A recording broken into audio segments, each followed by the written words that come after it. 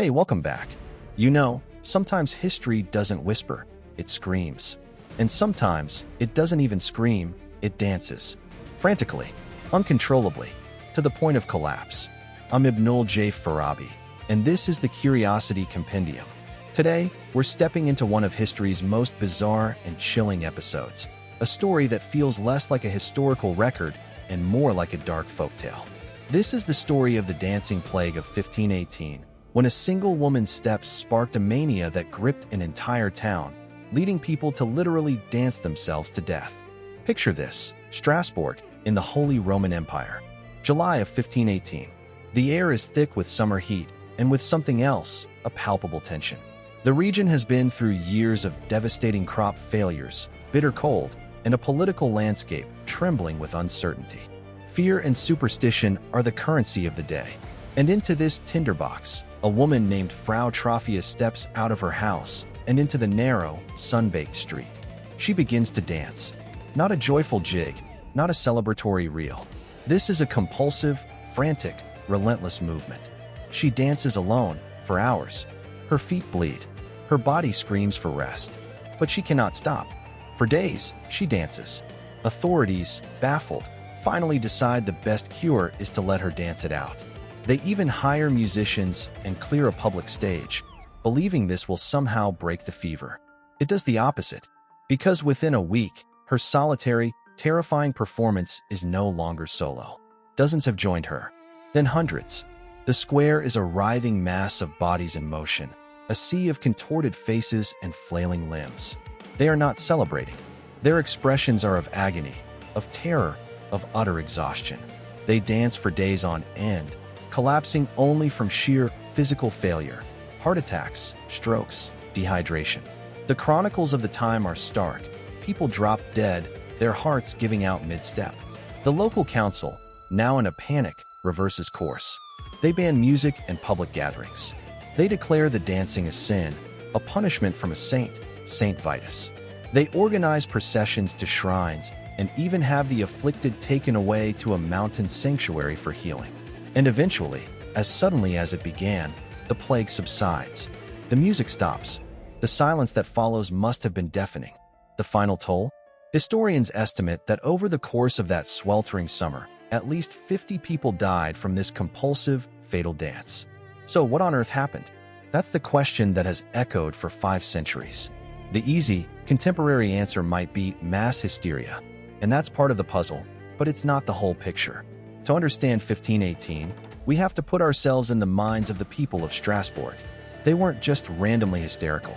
They were under immense, chronic, collective stress. Think about it. Successive famines, brutal winters, rampant disease. Their world felt like it was crumbling. And in the early 16th century, the framework for understanding such suffering was deeply religious. Misfortune was divine punishment. So when Frau Troffea started dancing, it wasn't seen as a medical condition. It was seen as a curse, specifically from Saint Vitus, who was believed to send down dancing manias as a form of divine wrath. This belief itself became a catalyst. If you believed you were cursed by Saint Vitus and you saw your neighbor dancing, the sheer psychological terror could trigger a sympathetic, psychosomatic response. Your fear manifested physically. You started dancing because your mind, steeped in that specific superstition, told your body that was the symptom of the affliction you now feared you had. But there's another, even more fascinating layer. Some researchers, like historian John Waller, who wrote a brilliant book on this, point to a specific phenomenon: ergot poisoning. Ergot is a fungus that grows on damp rye, a staple grain in Strasbourg at the time. When ingested, it can cause convulsions, spasms, hallucinations, and a burning sensation in the limbs, symptoms that could be interpreted as a desperate, involuntary urge to move. The climatic conditions preceding 1518 were perfect for ergot infestation. So it's a compelling theory: a toxic, mind-altering bread supply, combined with a pre-existing cultural belief in a dancing curse, created a perfect storm. The ergot may have provided the physiological trigger for the first few, and the power of belief and fear did the rest, spreading the behavior like a psychological virus. Sitting here in New York, a world defined by science and reason, a story like this feels alien. But as an engineer and an entrepreneur, I'm trained to look for systems, for cause and effect. And what strikes me about Strasbourg isn't the otherness of those people, but their humanity. They were trapped in a system of cause and effect they could not comprehend. They lacked the scientific vocabulary for food poisoning or mass psychogenic illness. So they used the vocabulary they had: saints and curses and divine retribution. Their solution, hiring musicians, then organizing religious processions, was a logical response within their flawed understanding of the problem. It's a stark reminder that our actions are always dictated by the limits of our understanding. We're all just doing our best with the maps we have, even when the map is tragically wrong. The dancing plague is more than a weird historical footnote. It's a profound lesson in the power of belief in the physical reality of psychological distress. It shows us that the mind and body are not separate entities. A terrified mind can break a healthy body.